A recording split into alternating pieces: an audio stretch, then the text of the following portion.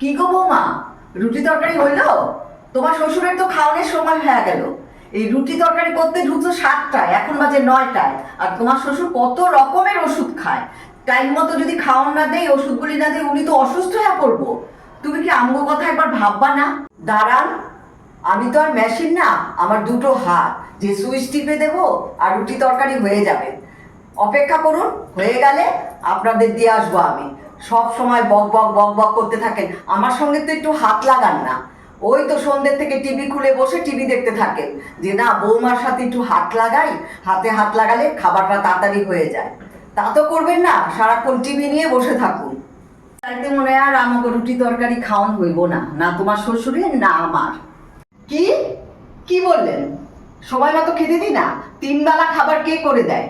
সব সময় মতো আপনাদের খেতে দিই, এটাই হচ্ছে দোষ। শ্বশুরবাড়ির লোকেদের যতই করো ততই মানে হয় না তাদের। আর বউদের সেই দোষ দোষ নিয়েই বসে থাকে। টাইম মতো খেতে দিই তবুও, আর হাতে হাত লাগাবেও না। আর দেরি হবে তখন চেঁচামেচি করবে যে না একটু বৌমার সাথে হাতে হাত লাগাই, কাজ করি, টাইম মতো খাবারটা পাবে।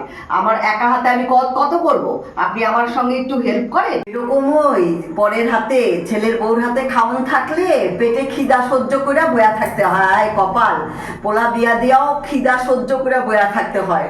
নিজে কইরা খাইতে পারলে টাইম মতো খাইতে পারতাম, আর শ্বশুরেও, তোমার শ্বশুরেও টাইম মতো খাইতে দিতে পারতাম। তুমি রাইন্দা খাইতে দিবা তোমার মর্জি মতো, তোমার মর্জি মতো আমগো খাইতে হইব। 7টায় রান্নাঘরে ঢুকা, এখন বাজে 9টা, রুটি তরকারি করা হইল না। কপাল। হ্যাঁ, ছেলের বউর হাতে রান্না খেতে গেলে না, ছেলের বউর সঙ্গে হাতে হাত মিলিয়ে কাজ করতে হয়। ওই সন্ধ্যে থেকে টিভি খুলে পান চিবিয়ে চিবিয়ে টিভি দেখা, সব সিরিয়াল বসে দেখা আর টাইম মতো খাওয়া হয় না। এটুকু মনে রাখবেন, হাতে হাত লাগালে টাইম মতো খাবারটা পাবে। বৌমা সব করবে নিজে হাতে, আর নিজে বসে বসে টিভি দেখবেন আর টাইমের মতো খাবার চান, সেটা হবে না।